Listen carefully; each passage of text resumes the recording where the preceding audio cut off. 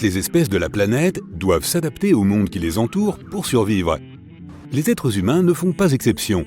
Il y a quelques millions d'années, nous n'existions pas. Le plus vieux squelette humain moderne jamais découvert date d'environ 196 000 ans.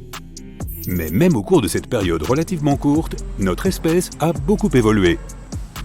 En fait, nous n'avons jamais cessé d'évoluer. C'est du moins ce que pensent certains scientifiques. Et certaines de nos caractéristiques semblent le prouver. Il y a environ 20 000 ans, je n'étais pas encore né à l'époque, seuls les enfants pouvaient boire du lait sans avoir de maux d'estomac. Mais alors, les humains se sont mis à domestiquer des animaux comme les vaches et les chèvres. Un nouveau gène s'est développé dans notre corps au fil des générations. Aujourd'hui, environ un tiers de la population mondiale peut boire du lait à l'âge adulte. En fait, cette capacité s'est développée indépendamment au sein des différents groupes sur toute la planète. De plus, nos mâchoires ne sont pas aussi grandes que celles de nos ancêtres. Elles sont devenues plus petites parce que notre nourriture molle et transformée ne ressemble en rien au régime alimentaire de nos prédécesseurs. Nos dents elles-mêmes ont diminué de taille et certaines ont même complètement disparu. Beaucoup de gens ne développeront jamais de troisième molaire, celles que l'on appelle les dents de sagesse. Mais pour nos ancêtres, ces dents étaient très importantes. Les troisièmes molaires se développent généralement entre 18 et 25 ans. À cet âge, la plupart des dents de nos lointains parents étaient déjà très abîmées. Ces dents de sagesse étaient donc probablement là pour les remplacer. Mais certains petits changements dans l'anatomie humaine n'ont peut-être rien à voir avec l'évolution. Par exemple, les gens sont généralement devenus plus grands au cours des derniers siècles. La cause la plus probable est simplement une meilleure alimentation, ainsi que l'accès aux soins médicaux modernes, et peut-être le basket-ball. Mais quels changements attendent l'humanité dans l'avenir ? Personne ne peut bien sûr le dire avec certitude, mais les experts ont quelques théories intéressantes. Il est possible par exemple que nous devenions plus petits en nous adaptant à la vie sur notre planète surpeuplée. Des études ont montré que les personnes de petite taille consomment beaucoup moins d'énergie et de ressources que les personnes plus grandes. À l'époque des chasseurs-cueilleurs, les humains se croisaient assez peu souvent dans leur vie de tous les jours. Aujourd'hui, il nous faut nous adapter à vivre dans des villes très peuplées. Et qui sait, peut-être qu'avec un peu de temps, nos gènes réagiront à ce changement et que nous deviendrons moins grands. Il est également possible que les gens se ressemblent de plus en plus. L'homme moderne voyage beaucoup. À mesure que les différents groupes humains se rencontrent et font des enfants, nos gènes se mélangent. Dans l'avenir, certaines caractéristiques physiques pourraient donc devenir plus rares. Nous aurions le plus souvent la peau et les cheveux foncés, et les taches de rousseur ou les yeux bleus pourraient devenir moins courants. Certains scientifiques pensent que l'évolution ne jouera pas du tout un rôle important dans notre avenir.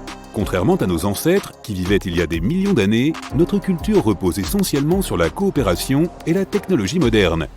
Nous n'avons donc plus besoin de lutter si durement pour survivre. De ce fait, il se peut que nous arrêtions de nous développer en tant qu'espèce et que nous restions à peu près inchangés.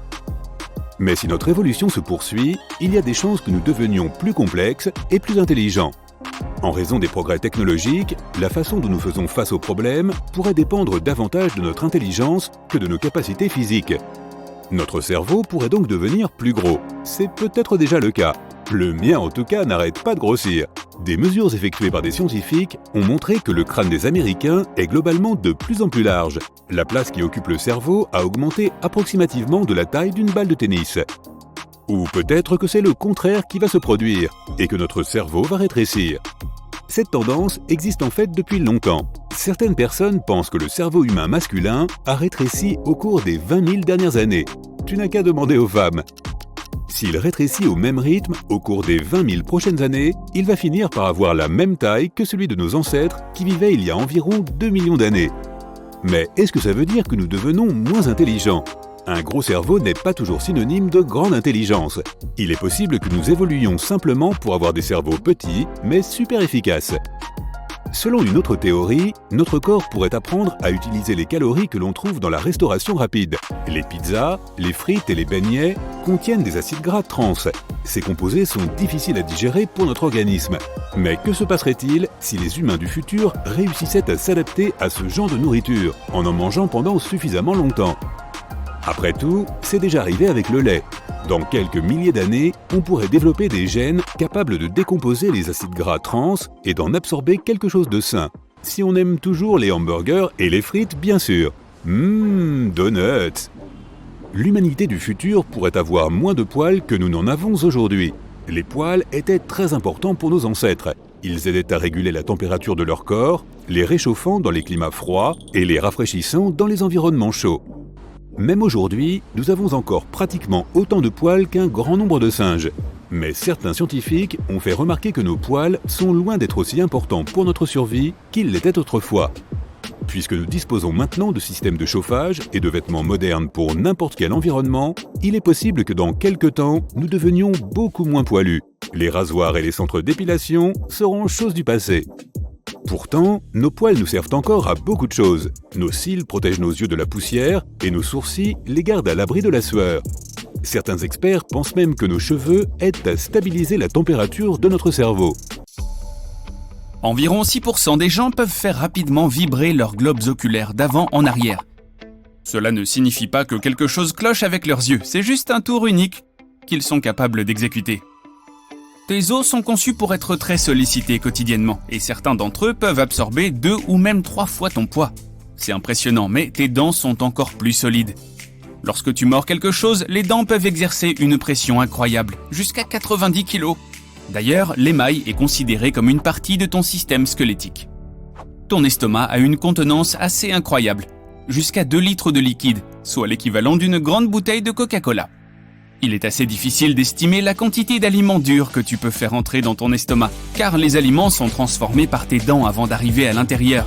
Il n'y a certainement pas assez de place pour une dinde, mais un poulet de bonne taille pourra probablement y entrer. Chaque fois que tu fais tourner la main, les os à l'intérieur se croisent. Tiens ton avant-bras et vérifie. Maintenant, sais-tu où se trouve exactement ton estomac? Si tu penses qu'il est dans ton ventre, désolé, mais tu te trompes. Il est ici, caché entre tes côtes. Tu sais sans doute déjà que ton corps est composé d'environ 60% d'eau. Mais ce qui est moins connu, c'est que tes os y participent aussi. Environ 25% de la masse osseuse humaine est composée d'eau. Les scientifiques pensent que l'appendice est voué à disparaître. Personne ne sait vraiment pourquoi nous en avons besoin, mais certains chercheurs affirment qu'il a aidé nos ancêtres à assimiler l'écorce d'arbres qu'ils mangeaient. Comme cela ne fait plus partie de notre alimentation quotidienne, l'appendice pourrait disparaître de notre corps sans aucune conséquence. L'œil humain a une certaine ressemblance avec le moteur d'une voiture. Ils ont tous deux besoin de divers liquides pour fonctionner correctement. Un moteur a notamment besoin d'essence et un œil a besoin de larmes. Pour bien fonctionner, les larmes doivent être bien réparties dans tout l'œil. C'est pourquoi nous clignons des yeux jusqu'à 20 000 fois par jour. On peut donc dire que la paupière joue un peu le même rôle que le lave-glace. Presque tout notre corps est couvert de poils, même si nous ne les remarquons pas. Ils poussent même dans le nombril. Leur fonction est d'attraper les peluches. La seule partie du corps humain qui ne reçoit aucun nutriment du sang est la cornée de l'œil. Au lieu de ça, elle est nourrie par les larmes et le liquide qui se trouve à l'avant de tes yeux. Si tu n'as jamais su que tu avais un garde du corps personnel, pense-y plus sérieusement. Ton foie est ton agent de sécurité personnel qui te protège des toxines et de bien d'autres choses que tu ne veux pas avoir. Il est quasiment indestructible et peut se régénérer. Lorsque tu rougis, cela indique une augmentation du flux sanguin dans ton corps. Non seulement tes joues deviennent un peu rouges, mais la paroi de ton estomac aussi. C'est parce qu'il contient beaucoup de vaisseaux sanguins et quand il y a plus de sang que d'habitude, il devient rouge. Environ 43% seulement de ton corps t'appartiennent vraiment. Tu es composé à plus de 50% de minuscules petites créatures qui vivent principalement dans ton intestin et d'autres parties de ton corps, sans jamais en sortir. Pourtant, même si tes propres cellules sont moins nombreuses que les cellules microbiennes, tu en as tout de même environ 100 trillions. N'hésite pas à les compter si tu n'y crois pas. La paroi de ton estomac est renouvelée tous les 3-4 jours afin d'empêcher qu'il se mange lui-même. Les acides digestifs que nous avons peuvent être en effet très dommageables. Une chose qui se repose sûrement pendant que tu dors, c'est ton nez. Tu ne sentiras rien de désagréable dans ton sommeil. Le fait est que ton odorat est pratiquement désactivé la nuit. S'il y a une odeur nauséabonde dans ta chambre, tu ne seras même pas dérangé. Nous pouvons accidentellement digérer de petits objets en plastique, du verre, des pièces de monnaie et bien d'autres. Ils ressortiront via le tube digestif dans les 48 heures. Pas besoin de faire le test, tu peux nous faire confiance là-dessus. Les scientifiques pensaient autrefois que nous pouvions distinguer environ 10 000 odeurs. Mais des recherches récentes ont montré que nous sommes en réalité capables d'en distinguer plus d'1 trillion. Nous nous en souvenons également mieux que toute autre chose. Et les odeurs peuvent même évoquer des souvenirs lointains. Nous pouvons digérer de minuscules quantités de plastique, mais le système digestif humain ne peut pas vraiment supporter l'herbe. Les animaux qui broutent ont des dents spéciales et plusieurs estomacs pour traiter les feuilles et l'herbe crue, alors que nous n'avons rien de tout cela. Parmi les mammifères, seuls les humains peuvent marcher uniquement sur leurs 2 membres postérieurs et garder cette posture toute leur vie. Tu pourrais objecter que les kangourous ou les gorilles se déplacent de la même façon, mais les premiers utilisent leur queue comme une 3e jambe, et les seconds utilisent leurs longs bras pour garder leur équilibre. L'estomac est le plus important défenseur du système immunitaire. L'acide chlorhydrique présent dans notre estomac tue les toxines alimentaires dangereuses, les virus et les bactéries qui y pénètrent avec les aliments que tu manges. Cet acide peut même digérer l'estomac lui-même, mais la muqueuse le protège. La graisse corporelle n'est pas totalement mauvaise, elle sert de matériau isolant, de réserve d'énergie et d'amortisseur. Ton corps envoie le plus de graisse dans la région de ta taille, car c'est là que se trouvent tes organes internes. Si quelque chose t'arrive, cette couche de graisse pourrait protéger tes organes vitaux de dommages irréparables. Nous avons 2 muscles vraiment très rapides, ceux qui contrôlent la fermeture des paupières. Ce sont même les muscles les plus rapides de notre corps. Les yeux sont fragiles et ont besoin d'être protégés. C'est pourquoi lorsque le réflexe est déclenché, ces muscles ferment les yeux en 100 millisecondes environ, soit 1/10 de seconde. Nous ne percevons que les couleurs violet-bleu, vert-jaune et jaune-rouge. Tout le reste est une combinaison de ces 3 nuances. Il est impossible de calculer le nombre de ces combinaisons que l'œil humain voit, car chaque personne a de légères différences visuelles. Mais il y a environ 1 million de combinaisons en moyenne. Même si tu te brosses les dents 2 fois par jour et que tu n'oublies jamais le bain de bouche, ta bouche reste l'une des parties les plus sales du corps humain. Des millions de bactéries y vivent. La bonne nouvelle est que la plupart de ces bactéries sont bonnes pour le corps et le protègent des mauvaises bactéries et des virus. Le 2e endroit le plus sale est ton nombril, et c'est probablement parce que c'est le premier endroit ignoré. Le fait est que nous ne l'utilisons plus vraiment après notre naissance, si bien que cette zone délaissée accumule toutes sortes de germes, de sueur et de saleté. Le nombril abrite plus de 2300 espèces bactériennes, et il a besoin d'une attention particulière. Tu penses que tu dois ta poignée de main solide à tes séances assidues de musculation? Eh bien, tu devrais plutôt remercier ton petit doigt. Bon, peut-être pas, mais l'auriculaire est le doigt le plus fort qui soit. Il est responsable de 50% de la force de ta main. Pourtant, le doigt le plus utilisé est le pouce. Il assure à lui seul 40% de l'action de la main. Ton chien n'a pas vraiment un odorat plus développé que le tien. On dit souvent que les chiens ont un odorat supérieur, et cela a probablement commencé lorsqu'un chercheur du 19e siècle a qualifié les humains de non-renifleurs. Personne n'a jamais fourni de tests sensoriels pour étayer cette théorie. Mais les gens y ont quand même cru pendant longtemps. La vérité est que différents types d'animaux peuvent identifier différents types d'odeurs. Une expérience a été réalisée dans laquelle des volontaires humains devaient suivre une odeur à la trace. Les chercheurs ont trempé de la ficelle dans de l'essence de chocolat, puis l'ont placée en zigzag sur une pelouse. Les volontaires n'étaient pas autorisés à utiliser d'autres sens. Ils avaient les oreilles bouchées, les yeux bandés, et ils portaient des gants épais et des genouillères. La conclusion de cette expérience a été que même si nous ne sommes pas aussi efficaces que les chiens, nous pouvons suivre une piste olfactive et même devenir bien meilleurs si nous nous entraînons. Il est intéressant de noter que les humains sont plus sensibles à certaines odeurs que les chiens, comme celles des fruits ou des fleurs. C'est parce que durant leur évolution, les chiens n'ont pas eu besoin d'aiguiser leur odorat pour ces types d'odeurs. Un écran de télévision ne diminue pas ta vue. Du moins, il n'y a aucune preuve que regarder un écran de télévision puisse vraiment faire du mal à tes yeux. C'est la même chose pour les écrans de téléphone ou d'ordinateur. Les regarder peut effectivement entraîner une fatigue oculaire, mais dans la plupart des cas, un repos approprié permet de la faire partir. Mais cela ne veut pas dire que regarder la télévision ou fixer ton téléphone trop longtemps n'a pas de conséquences négatives sur d'autres aspects de ta vie, comme une baisse de la concentration et un manque de socialisation, entre autres.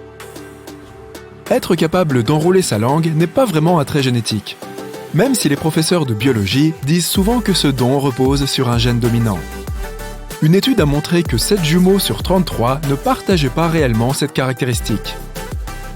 Les vrais jumeaux ont pourtant les mêmes gènes, ce qui implique qu'ils devraient aussi partager ce trait de caractère. Mais ce n'est pas le cas, ce qui signifie que les gènes ne sont probablement pas le facteur qui décide si tu seras capable d'enrouler ta langue. Mais ce mythe existe toujours, même s'il a été démystifié il y a plus de 6 décennies. Tu vas attraper un rhume si tu sors avec les cheveux mouillés. C'est encore un mythe. Pour attraper un rhume, il faut qu'un virus pénètre dans ton corps. De plus, les cheveux mouillés ne te rendent pas plus attirant pour les différents microbes qui se cachent autour de toi. Les gens le croient surtout parce que 1. Ils l'ont entendu de leurs parents, et 2.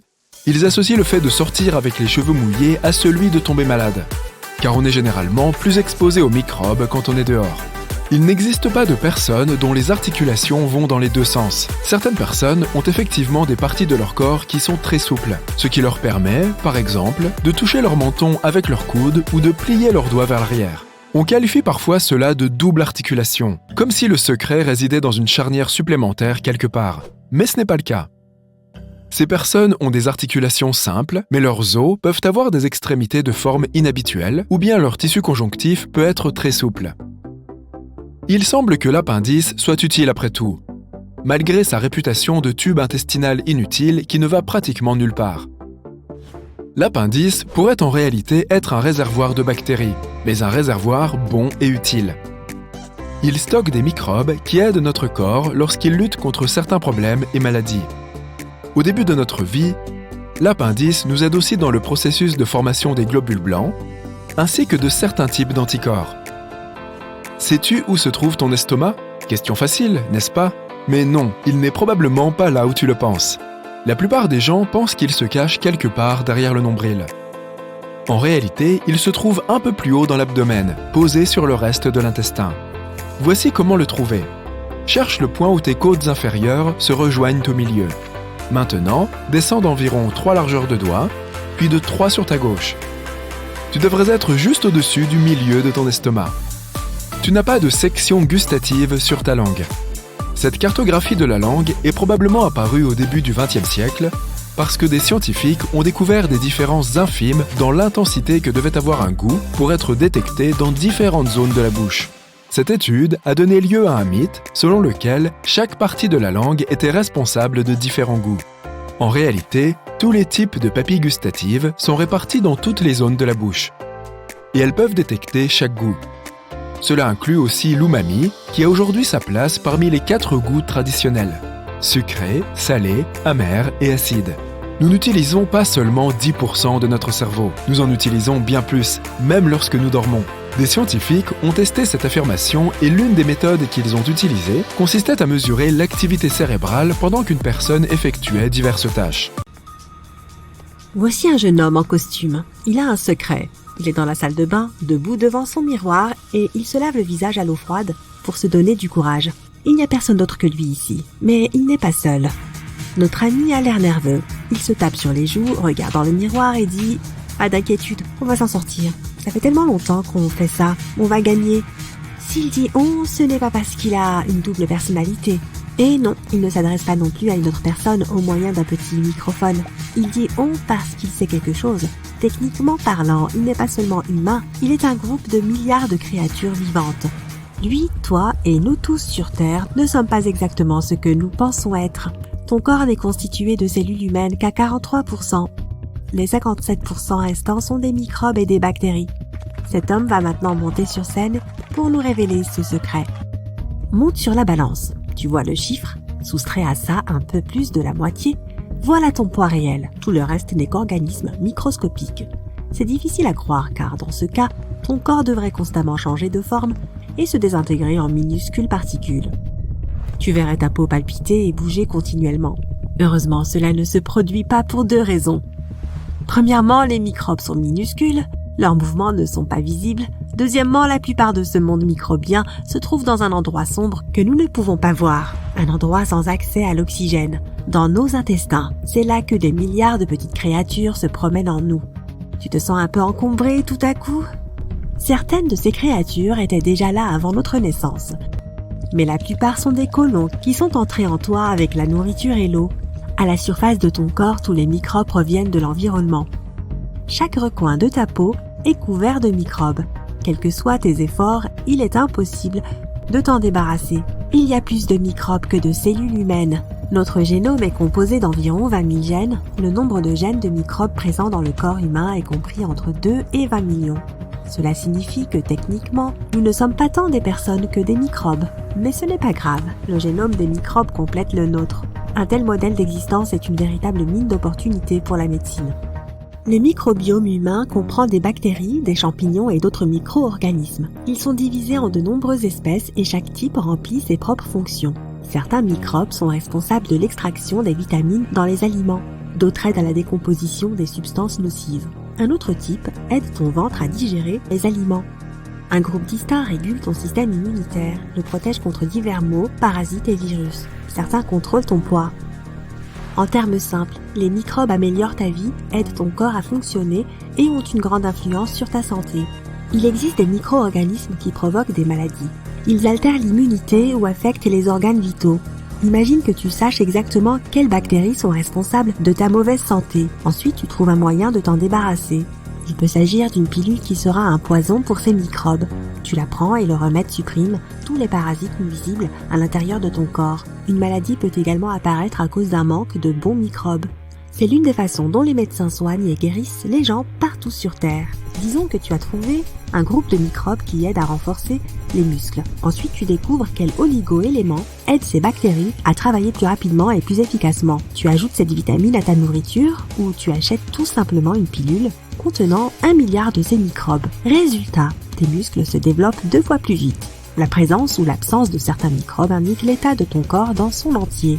Un échantillon de tes microbes peut révéler ton niveau de santé ou la présence d'une maladie. Toute personne peut donc aider son corps à aller mieux, non seulement grâce à la génétique, mais aussi grâce à la médecine microbienne. L'étude des microbes humains est moins chère, plus efficace et plus rapide que les modifications génétiques, qui sont complexes et coûteuses. Ce domaine commence tout juste à se développer, mais nous avons déjà fait quelques découvertes. Autrefois, l'humanité pensait que les microbes étaient des ennemis. Nous avons inventé de nombreux moyens pour détruire les bactéries et les virus. Mais en plus des microbes nuisibles, ces remèdes se débarrassent des bons.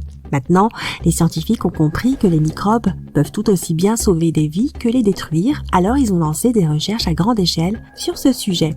Examinons le cas d'un panda géant. Cet animal, qui a une grande quantité de graisse sous la peau, est omnivore. Il mange rarement de la viande. Son régime alimentaire se compose principalement de baies et de pousses de bambou. Mais en hiver, il n'y a rien de tout cela, alors les pandas se nourrissent de feuilles de bambou. Cette nourriture est peu calorique. Elle ne contient presque pas de protéines. Mais malgré tout, les pandas n'auront pas perdu le poids après un hiver froid. Récemment, des scientifiques ont découvert la raison de cela. C'est grâce à un microbiome unique. Chaque hiver, un grand nombre de bactéries uniques naissent dans leurs intestins. Ces microbes extraient et synthétisent les substances utiles présentes dans les feuilles de bambou mieux que les autres et préservent aussi le poids du panda. Les scientifiques ont mis ces bactéries dans des mulots. Les petits rongeurs ont commencé à prendre du poids beaucoup plus rapidement. Les hamburgers, les gâteaux et d'autres aliments riches contiennent des calories et favorisent le développement de colonies de microbes qui contribuent à la prise de poids. Ces millions d'espèces de microbes ont des millions de fonctions différentes. En théorie, chacune de ces fonctions peut être utilisée pour le bien des humains. Imagine que tu aies besoin de perdre ou de gagner du poids et que tu ajoutes simplement ces microbes à ton déjeuner. Tu veux mieux dormir ou combattre la somnolence? Bois des microbes qui auront un effet sur la production d'hormones du sommeil. Tu veux renforcer ton tissu osseux? Pas de problème. Les bactéries ne sont pas seulement à l'intérieur de notre corps, elles sont partout. Une grande partie de la planète est composée de microbes. Ces organismes minuscules se multiplient constamment. Le cobra royal, la veuve noire, le frelon géant, le scorpion et le taon. Ils peuvent tous mordre, piquer et injecter du venin dans ton corps. Cela fait généralement mal, tu ressens des sensations de brûlure, ton corps peut réagir de manière imprévisible. Mais si tu te dépêches, les médecins t'aideront. L'endroit de la piqûre te fera mal pendant quelques jours, mais ensuite, tu l'oublieras. Mais que se passe-t-il si tu reçois une piqûre que tu ne pourras jamais oublier, causée par une plante insignifiante ? Tu ne remarqueras peut-être même pas que tu la touches, mais ton corps réagira immédiatement. Le simple fait d'approcher cette plante peut provoquer des étouffements et de la toux. Tes yeux vont se mettre à pleurer, mais si tu la touches accidentellement, eh bien, la douleur durera plusieurs jours, semaines, mois ou plusieurs années. Même après une longue période, cette sensation désagréable peut revenir à des moments inattendus. Tu te souviendras de ta rencontre avec cette plante pour le reste de ta vie, c'est certain. Et ce n'est pas d'un cactus avec des aiguilles pointues dont je parle. Ce n'est pas non plus du sumac vénéneux. À première vue, il s'agit d'un buisson vert ordinaire aux larges feuilles. La bonne nouvelle est que cette plante ne pousse que dans certaines régions d'Australie. On l'appelle le Gympie Gympie. Des chercheurs d'or l'ont découverte en 1860 près de la ville de Gympie. Et c'était très probablement une découverte très désagréable. Avant de partir en forêt à la recherche de cette plante, tu dois mettre un masque de protection. Il est préférable d'opter pour un masque à gaz ou un respirateur, des vêtements épais et des bottes solides. Rentre ton pantalon dans tes bottes, porte des gants de protection et te voilà prêt. Il n'est pas nécessaire d'aller très loin dans la nature. Cette plante pousse à la lisière de la forêt, près des ruisseaux. Tu passes par quelques arbres et tu te rapproches de l'eau. Là, dans un fourré dense, tu remarques ce dangereux buisson. Il peut atteindre jusqu'à 3 mètres de haut et ses feuilles vert foncé en forme de cœur, au bord déchiqueté, peuvent atteindre 0,5 mètres de large. Cette plante peut facilement être confondue avec l'ortie ou la bardane. La seule chose qui peut t'aider à identifier le Gympie Gympie est une fine couche de duvet qui recouvre ses feuilles. C'est comme s'il t'encourageait à le caresser. Mais ne tombe pas dans ce piège, ce n'est pas un duvet tout doux. Ce sont de minuscules poils toxiques. Ils ne sont pas seulement sur les feuilles, mais volent aussi autour de la plante. Si tu retires ton masque à gaz, tu auras l'impression que du poivre moulu est entré dans ton nez. Tu auras alors une crise d'éternuement incontrôlable. Ton nez te démangera, tu auras du mal à respirer et ta langue gonflera. Tu auras l'impression que tes yeux sont en feu, et si tu restes là pendant un certain temps, cette plante pourra sérieusement nuire à ta santé. Pendant de nombreuses années, le Gympie Gympie a causé d'énormes problèmes aux bûcherons et aux chasseurs. Même lorsqu'ils connaissaient son existence, ils la touchaient souvent accidentellement en travaillant. Cela suffisait à rendre les gens malades pendant plusieurs semaines. Il y a eu des cas où les piqûres ont fait mal pendant des décennies. Un homme a affirmé avoir ressenti des douleurs pendant 2 ans après avoir touché la plante. Il éprouvait des sensations extrêmement désagréables chaque fois qu'il prenait une douche froide. Les gens comparent cette sensation à la piqûre de 30 guêpes simultanément. Et le pire, c'est que les médecins ne peuvent pas vraiment t'aider dans cette situation. Même une vieille feuille séchée posée sur le sol présente un grave danger. Tu peux laisser tomber ton téléphone ou ton gant, essayer de le ramasser et toucher accidentellement la feuille de Gympie Gympie. Pour l'étudier, il faut prendre une feuille avec une pince à épiler et la mettre dans un récipient sous vide. C'est fait. Tu peux maintenant transporter ton échantillon au laboratoire et révéler son secret. Le Gympie Gympie est l'une des 6 espèces d'arbres urticants originaires d'Australie. Il pousse au soleil, entouré d'autres plantes. Et plus surprenant encore, il y a des trous dans ses feuilles. Mais avant de découvrir quelles créatures se nourrissent de l'une des plantes les plus dangereuses au monde, étudions son poison. Le buisson est couvert de minuscules poils, et même un seul de ces poils peut causer de gros problèmes. Il est si fin et si petit qu'il peut pénétrer dans ta peau et y rester pendant plusieurs mois, voire plusieurs années. L'eau ne l'élimine pas, elle ne fait que renforcer l'effet du poison. Une pointe du poil s'ouvre lorsqu'elle entre en contact avec une surface quelconque. Elle injecte alors une toxine puissante. Après cela, tu ressens une sensation de brûlure. Une demi-heure plus tard, la sensation empire. Ta peau se met à pulser et devient rouge. Tu ne sais jamais combien de temps l'effet va durer. Tout dépend du nombre de poils avec lesquels tu es entré en contact. Mais quelle est précisément cette toxine? Comment peut-elle causer autant de problèmes? Les scientifiques ne le savent toujours pas avec certitude. Ils ne peuvent pas dire quel composant du poison provoque les brûlures. L'effet de la toxine dure longtemps. Les températures élevées ou froides ne l'arrêtent pas.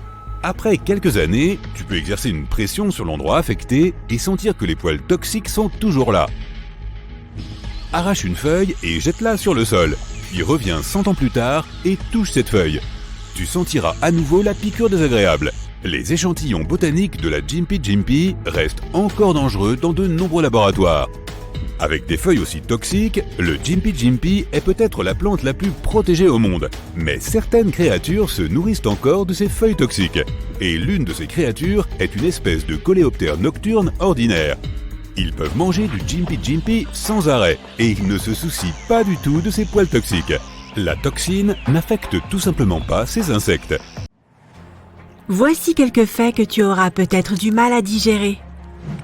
Ton estomac a une capacité assez incroyable, car il peut contenir jusqu'à 2 litres de liquide.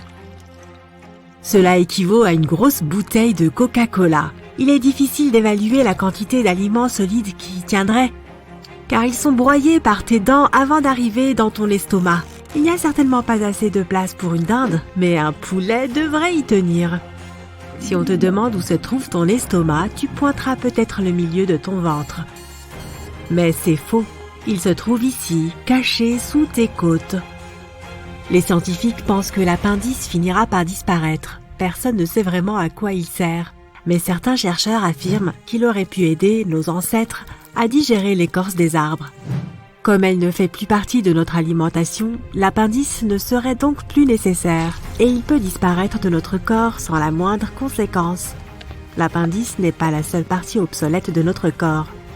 Nos dents de sagesse ne nous sont plus utiles non plus. Elles l'étaient quand nos ancêtres perdaient certaines de leurs dents. Mais la seule chose qu'elles nous aident à perdre maintenant, c'est l'argent nécessaire pour les extraire. Presque tout notre corps est couvert de poils, même si nous ne les voyons pas. Il y en a même dans le nombril. Ils servent à attraper les bouloches, pas vrai? Ton foie agit comme un garde du corps en te protégeant des toxines et de tout ce que tu n'aimerais pas voir traîner dans ton corps. Il est quasiment invincible et peut même se régénérer. Seulement 43% de ton corps t'appartient réellement.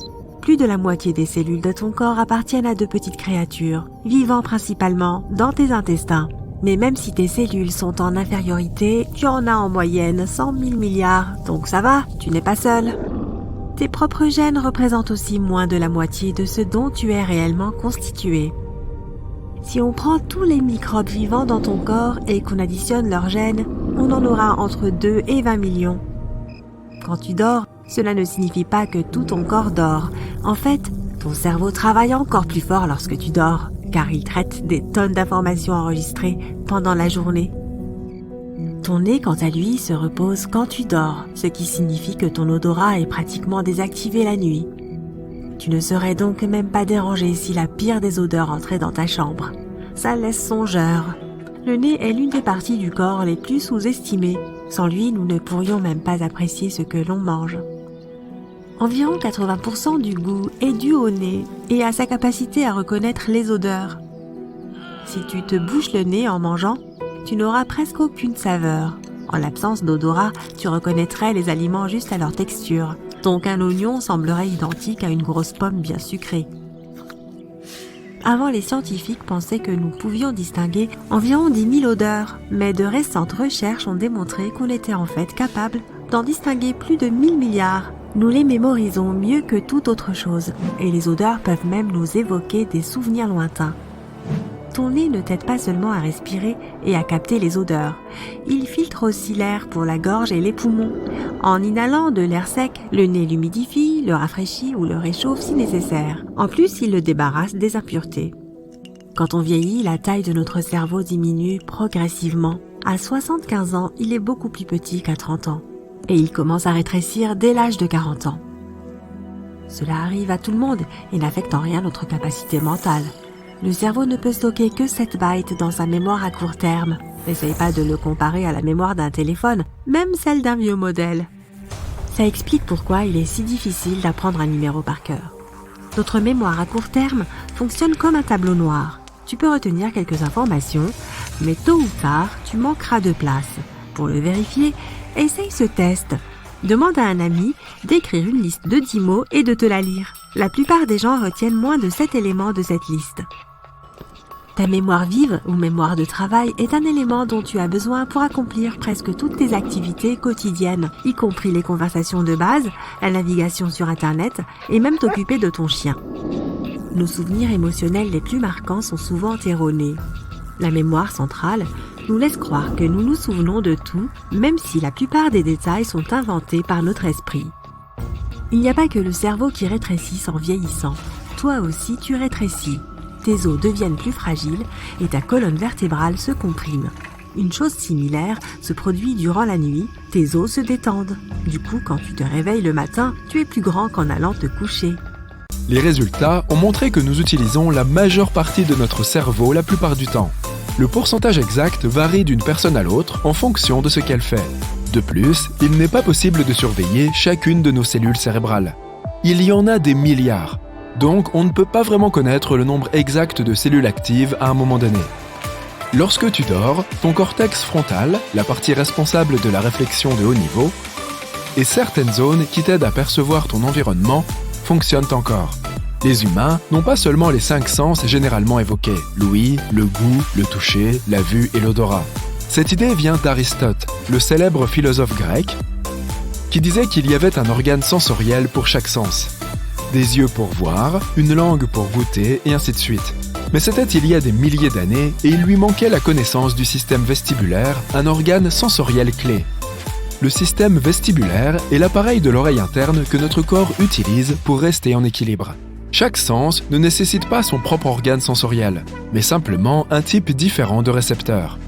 Par exemple, ta peau possède à elle seule 4 récepteurs sensoriels différents pour la température, le toucher, la douleur et la proprioception. Cette dernière est la conscience de ton corps dans l'espace, ce qui signifie que même si tu déplaces ton bras derrière ton dos, tu sais quand même qu'il est là. Ce qu'une pieuvre, par exemple, ne sait pas. Donc, dire que nous avons 33 sens plutôt que 5 pourrait être plus proche de la réalité. Il s'agit notamment des sens de l'équilibre, de la température, de la soif et de bien d'autres dont nous avons besoin pour survivre. Si tu aimes faire craquer les articulations de temps en temps, ne t'inquiète pas. L'idée selon laquelle cela augmente les risques de problèmes potentiels au niveau des articulations semble logique, car c'est ce qui se passe lorsque tu exerces une pression constante sur tes articulations au fil des ans.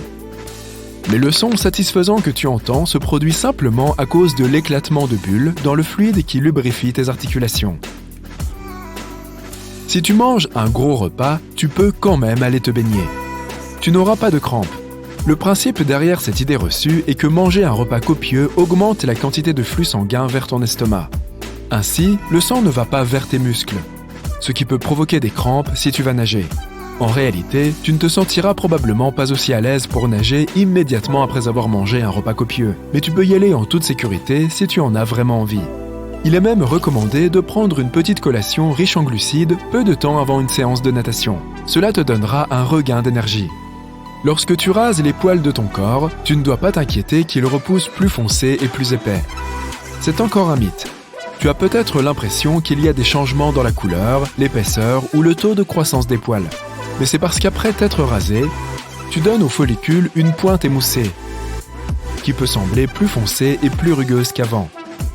Mais tu verras qu'une fois que tes poils auront repoussé, ils seront les mêmes qu'avant. Il est faux de dire que nous perdons une quantité disproportionnée de chaleur corporelle par la tête. Tu peux avoir cette impression car ta tête, ta poitrine et ton visage sont clairement plus sensibles aux changements de température. Parmi les mammifères, seuls les humains marchent sur 2 jambes toute leur vie. On pourrait penser que les kangourous et les gorilles aussi, mais les kangourous utilisent leur queue comme une 3e patte et les gorilles utilisent leurs bras pour garder l'équilibre. Tes os participent également à ton mécanisme. Comme ils sont principalement constitués de calcium, s'il n'y en a pas assez dans ton sang, ils en libèrent dans ta circulation sanguine afin de garder l'équilibre. La même réaction fonctionne aussi en sens inverse. Si tu as trop de calcium dans le sang, il va dans tes os pour y être stocké. Le seul os à avoir le sens de l'humour se trouve dans ton bras. C'est l'humérus. Ok, c'est pas très drôle. Les seuls os qui ne grandissent jamais se trouvent dans nos oreilles. Nous pouvons entendre grâce à ces petits os qui se sont adaptés pour transmettre les vibrations sonores. Les médecins les appellent la chaîne ossiculaire. L'un de ces os auditifs, l'étrier, est le plus petit os de tout le corps humain. Il n'est pas plus gros qu'un grain de riz. Notre taille, nos caractéristiques physiques et notre teint de peau dépendent de l'endroit où vivaient nos ancêtres.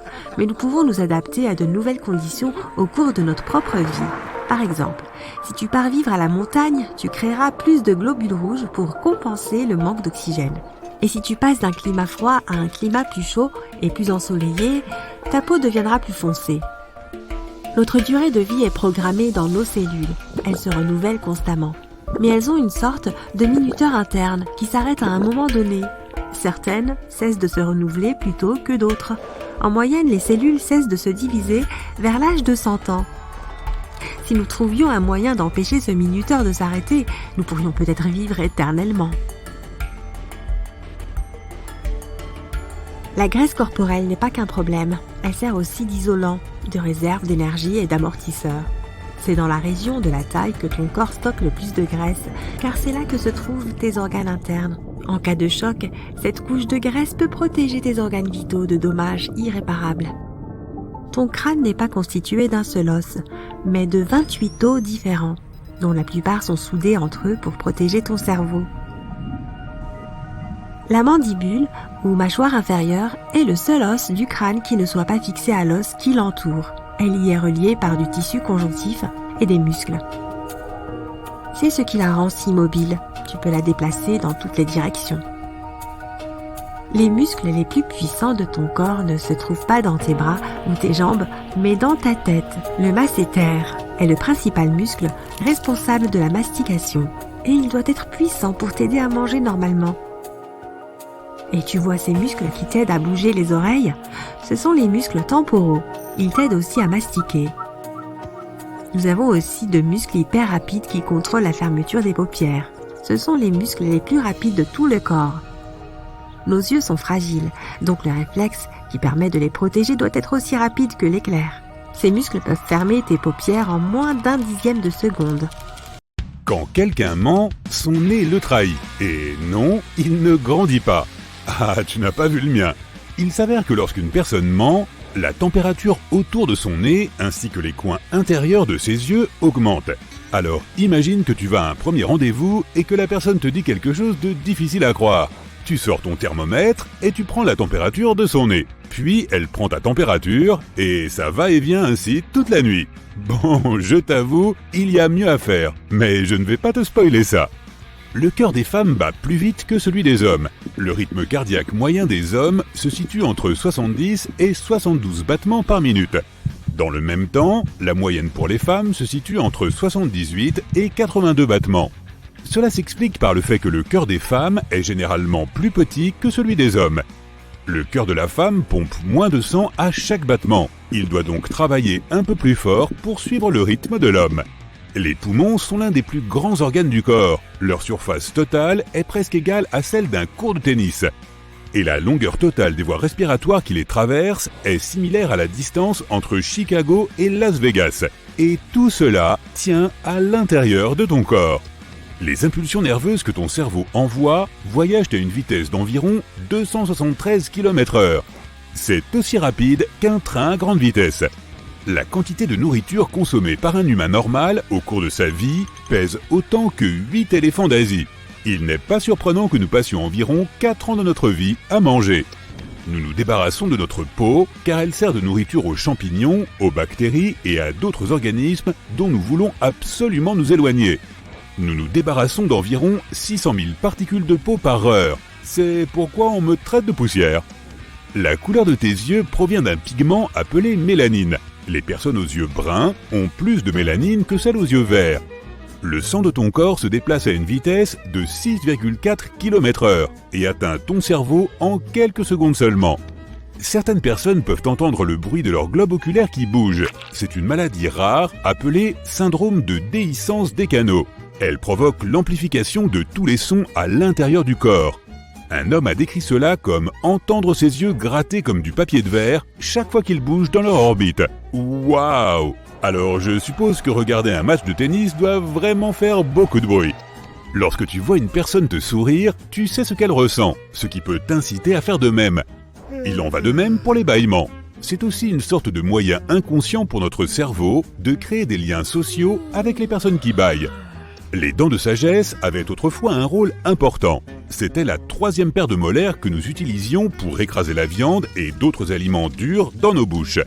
Lorsque notre cerveau a grandi et que nous avons commencé à manger des aliments plus mous, la structure de la mâchoire a changé, ce qui signifie que nous n'avions plus besoin de ces dents-là. Et c'est pour ça qu'on a perdu de notre sagesse. Non, ce n'est pas pour ça. Quand tu es éveillé, ton cerveau produit de l'électricité. La quantité réelle se situe entre 15 et 25 watts. C'est suffisant pour alimenter une lampe LED. L'électricité provient de la transmission par le cerveau de millions de messages dans tout le corps à chaque seconde. C'est grâce à ces messages que ton cerveau demande à tes bras de bouger, par exemple. Pense à ton corps comme à une autoroute ultra rapide pour les signaux électriques. Tes dents sont la seule partie de ton corps qui ne peut pas se réparer toute seule. C'est pourquoi les dentistes existent. Mais l'émail dont elles sont recouvertes est l'un des éléments les plus résistants du corps humain. Les scientifiques ont remarqué que les personnes ayant de grandes pupilles sont plus aptes à résoudre des problèmes. Ces individus peuvent également mieux se concentrer et ne pas se laisser distraire. Tu disais ? Même leur mémoire est plus précise. Nous ne connaissons pas encore les raisons de ce phénomène, mais beaucoup de gens pensent que c'est parce que la pupille est liée à un endroit du cerveau qui déclenche les capacités mentales. Quoi ? Les humains peuvent utiliser l'écholocation comme les baleines ou les chauves-souris. Certains aveugles peuvent obtenir des informations sur leur environnement par des sortes de flashs en relief 3D et ont un sens aigu de la texture et de la densité. Ils obtiennent des informations grâce aux ondes sonores. Notre cerveau les traite différemment des ondes lumineuses. L'écholocation utilise certaines parties du cerveau que les voyants utilisent pour la vision.